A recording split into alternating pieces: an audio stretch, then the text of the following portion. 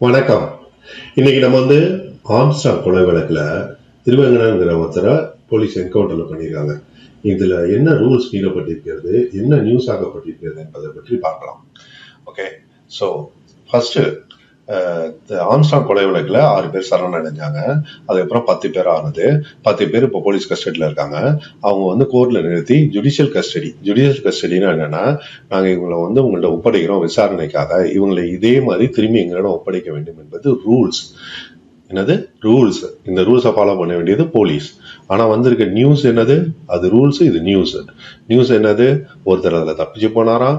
அதுல அவர் நாட்டு துப்பாக்கி எடுத்து போலீஸ் சுட முயன்றாராம். அப்போ போலீஸ் தற்காப்புக்காக திருப்பி சுட்டார்களாம். இதுதான் police version of the news. So இந்த நியூஸுக்கும் ரூல்ஸுக்கும் உள்ள டிஃபரன்ஸும், என்கவுண்டர் சரியா, என்கவுண்டர் பண்றது கரெக்டா அப்படிங்கிறத பத்தியும் பார்க்கலாம். போலீஸ் ஒரு சிசிடிவிக்கு வீடியோ ரிலீஸ் பண்ணிடுறாங்க. ஓகேவா? அதுல திருவேங்கடம் என்பவர் ஹெல்மெட் போடாம 2வது முறையாக வெட்டுகிறார் ஆம்ஸ்டாங்க. பதைக்கும் காட்சி. அதனால திருவேங்கடம் இன்வால்வ் ஆயிருக்காரு அப்படிங்கிறது ப்ரூஃபா காட்டுறாங்க போலீஸ். ஏற்கனவே நிறைய கொஸ்டின்ஸ் இருந்து பிடிச்சிருக்க குற்றவாளிகள் உண்மையான குற்றவாளிகளான்ட்டு. ஏன்னா இப்ப நிறைய பேர் சரணடைகிறாங்க அது மாதிரி. ஸோ அதையும் ப்ரூஃபா காட்டுறதுக்காக இப்போ என்கவுண்டர் ஆனதுக்கு அப்புறம் ஒரு வீடியோ ரிலீஸ் பண்ணிருக்காங்க. திருவேங்கடத்தோட பேட் லக்குன்னு நினைக்கிறேன். அவர் என்னன்னா, அவர் மட்டும் தான் ஹெல்மெட் போடல. ஸோ ஹெல்மெட் போட்டவங்களை என்கவுண்டர் பண்ணா அவர் தானே எப்படி தெரியும் உங்களுக்கு அப்படின்னு கேட்டுருவாங்கன்ட்டு பாவம் ஹெல்மெட் என்னைக்குமே உயிரை காப்பாற்றும், பாத்துங்க. ஸோ ஹெல்மெட் போடாத திருவேங்கடம் வெட்டப்பட்டிருக்கிறார், சுடப்பட்டிருக்கிறார். ஸோ ஒரு குற்றத்துக்கு இன்னொரு குற்றம் வதிராக முடியுமா? கத்திக்கு கத்தி, ரத்தத்துக்கு ரத்தம் என்பது ஒரு தொடர்கதையாகி விடாதா அப்படின்னு நம்ம கேள்வியில் 1000 இருக்கிறது. நமக்கு தான் நீதிமன்றம் இருக்கு, லா இருக்கு. அதை நீங்க இவ்வளவு ப்ரூஃப் வச்சிருக்கீங்க, இன்வெஸ்டிகேஷனை ப்ராப்பரா நடத்தி அதை அவங்களுக்கு இந்த நீதிபதி முன்பு போய் நிறுத்தி தண்டனை வாங்கி தரதானே கரெக்டா இருக்கும். நீங்களே சட்டத்தை கையில எடுத்தீங்கன்னா, போலீஸ் அப்புறம் மக்களும் சட்டத்தை கையில எடுத்தாங்கன்னா என்ன ஆகுறது இந்த சொசைட்டி? அதுக்கு 2வது இவங்க தான் குற்றவாளியா அப்படிங்கிற கொஸ்டின் எல்லாரும் வாரமாக எழுப்பப்படுகிறது.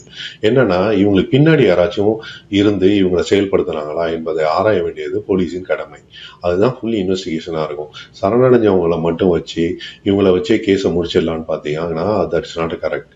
எனக்கு என்னமோ இதுக்கு பின்னாடி ஏதோ ஒரு பெரிய சூழ்ச்சி இருக்கிறது, பெரிய குற்றவாளிகள் இருக்கிறார்கள், அவர் வெளியில் இருக்கிறார்கள் என்றுதான் மக்களுக்கும் தோன்றுகிறது.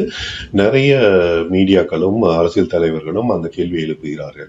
ஸோ அதனால ஒவ்வொருத்தரா நீங்க முடிக்கும் போது, கதை முடிக்குமா அந்த கேள்வி இன்னும் வலுக்கத்தான் செய்யும். 3வது மரண தண்டனை கூடாது என்று உலகளாவிய ஒரு சிந்தனை, மனிதநேய சிந்தனை ஓடிக்கொண்டிருக்கிறது. அந்த மாதிரி ஒரு ரீசன்ட் இந்த மனிதநேயம் பத்தி பேசுற உலகத்துல என்கவுண்டர் பண்ணுவது சரியில்லைன்னு தான் எனக்கு தோன்றுகிறது. அப்புறம் எவ்வளவோ என்கவுண்டர் பண்ணியாச்சு. நம்ம எத்தனையோ ரவுடிகள் என்கவுண்டர் பண்ணப்படும். இப்போ கூட புதுக்கோட்டையில் இன்னொரு என்கவுண்டர் நடந்தது, வீரமணி கொண்டு பல என்கவுண்டர் நடந்தது. இதனால குற்றச்செயல்கள்லாம் நின்று போச்சா என்ன? என்கவுண்டர் பண்ணா இப்போ சென்னை போலீஸ் கமிஷனர் சொல்றாரு, இனிமேல் ரவுடிகளுக்கு புரியுற மொழியில் தான் போலீஸ் செயல் இருக்கும்ட்டு. இதுதான் ரவுடிகளுக்கு புரியுற மொழினா, உங்களுக்கும் ரவுடிகளுக்கும் ஒன்றும் பெரிய டிஃபரன்ஸ் இல்லாத மாதிரி தான் தோணுது எனக்கு. அது மாதிரி இந்த ஒரு என்கவுண்டர்னால அமைதி நிலவிடும்னா, எத்தனையோ என்கவுண்டர் பண்ணிட்டீங்க, அதனால ஒன்றும் அமைதியான நிலவலை இன்னும். ஓகேவா? கொஞ்ச நாள் வேணா இருக்கலாம், ஒரு டெம்பரரி சொல்யூஷனா 1-2 மாசத்துக்கு கொஞ்சம் அமைதியா இருக்கலாம், திரும்பி ஆரம்பிப்பாங்க. ஸோ அதனால ஏன்னா அவனும் எல்லாத்துக்கும் துணிச்சுதான் கத்தி எடுக்கிறான், அவனுக்கு தெரியும் கத்தி எடுத்தா சாவன்ட்டு. ஸோ என்கவுண்டர் பண்ணாம அவங்களுக்கு முறையான தண்டனை வாங்கி தர வேண்டும். இந்த தப்புகள் நடக்காமல் இருக்க ஏன் கூலிப்படைக்கு போறான்? ஏன் ஒரு 50,000க்கு 1 லட்சம் கொலை பண்றான்? அவனுக்கு ஏன் வேலை வாய்ப்பு இல்லை? அவனுக்கு ஏன் படிப்பறிவு இல்லை? அவனை திருத்துவதற்கான வழி என்ன? இதை தான் கவர்மெண்ட் ஒரு பெரிய ரிசர்ச் மாதிரி பண்ணி அதை பண்ணணுமோ ஒழிய, கிடைச்ச குற்றவாளிகள் எல்லாம் சுட்டுக்கிட்டே இருந்தா எத்தனை பேரை சுட்டுக்கிட்டே இருப்பீங்க? ஒருத்தன் சாகும்போது இன்னொருத்தன் 10 பேர் உருவாகிட்டு தான் இருப்பான். அதுக்கு ஒரு வெஞ்சன்ஸ்க்கு இன்னொரு வெஞ்சன்ஸ் இருக்கும். ஸோ இதனால் என்கவுண்டர் ஒரு வழி அல்ல. குற்றங்கள் தடுக்கப்பட வேண்டும் என்றால் குற்றவாளிகள் திருத்தப்பட வேண்டும். அல்லனா குற்றவாளிகள் உருவாகாமல் ஒரு சமுதாயத்தை நம்ம உருவாக்க வேண்டும். அதுதான் லாங் டைம் சொல்யூஷனாக இருக்கும் என்று கூறி, ரூல்ஸ் ஃபாலோ பண்ணுங்க, பிரேக்கிங் நியூஸ் கிரியேட் பண்ணாதீங்க.